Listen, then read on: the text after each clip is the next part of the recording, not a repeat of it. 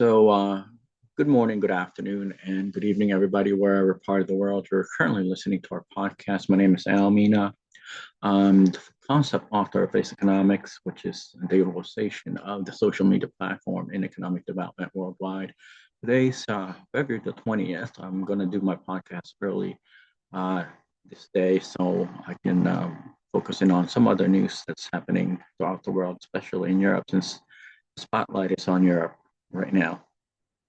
Um, you know, Tons of stuff going on there with the war, with politics, with the economy, with geopolitics, you name it, everything's happening in Europe right now. So, with that said, recently saw this article on the Wall Street Journal pertaining to Mr. Trump and Zelensky, where Mr. Zelensky basically have decided to discredit information that Mr. Trump was utilizing to basically inform the public with. Mr. Zalensky had mentioned that Mr. Trump has been using misinformation and sharing that information with the public, which I find that very troubling.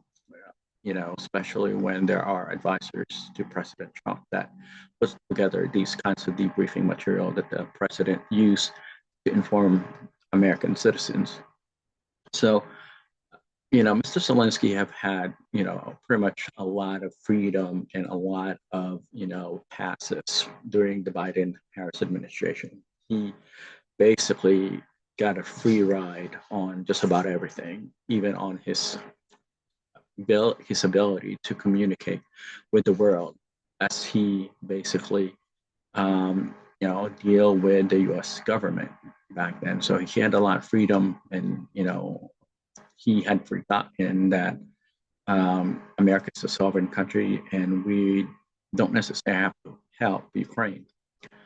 He neglected to realize that American people are the taxpayers that are supporting and providing aid to his country. Okay.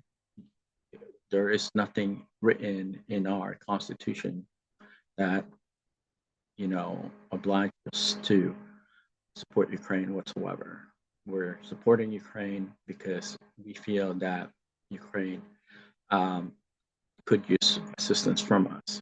But now that more information pertaining to the war have surfaced, and we are a bit more familiar today on the reason for the war and what precipitated the war and how it started and who started it.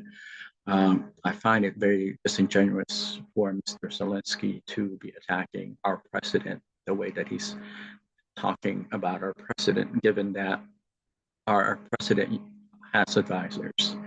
He utilized information that is provided to him by our professionals.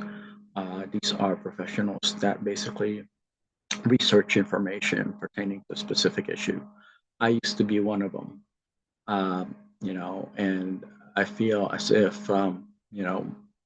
Zelensky have been very, very undiplomatic, okay, on the way that he's communicating with the American public and American government. We take this kind of stuff very seriously, okay, since a good portion of what we do pertaining to our professional background is, extremely important for our administration to utilize. So, with this said, I just want to, put this out there and have Mr. Zelensky know that the American public will not tolerate that kind of verbiage, that kind of mudslinging, and that kind of undiplomatic ways to communicate to our administration, to the American people, and to the people that's supporting his country. Again, we will not tolerate that kind of mudslinging pertaining to our agenda, which is to help de-escalate this tension, this war conflict between Russia and Ukraine. We're doing our very best to help save lives and to protect Europe, not just the continent, but as a marketplace.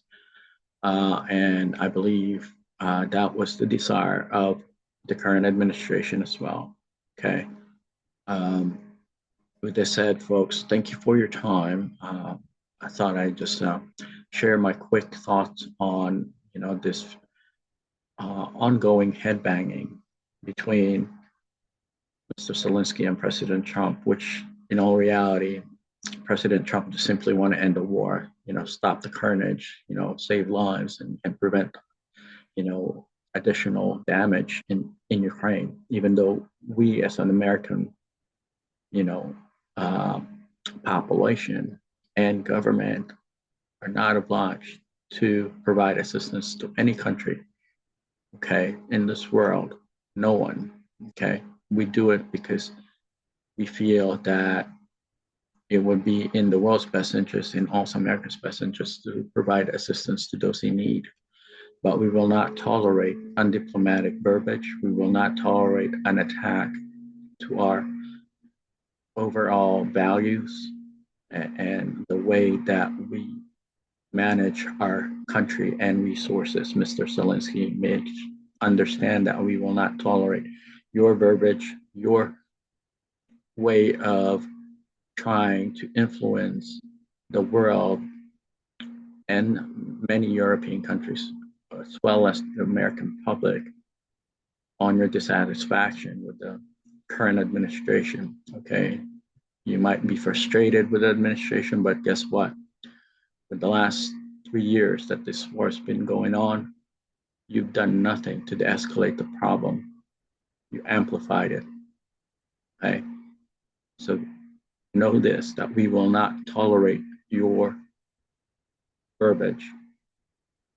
We will not tolerate your attack against the American public, especially when we're trying to provide assistance to your country and trying to de-escalate the situation in your country.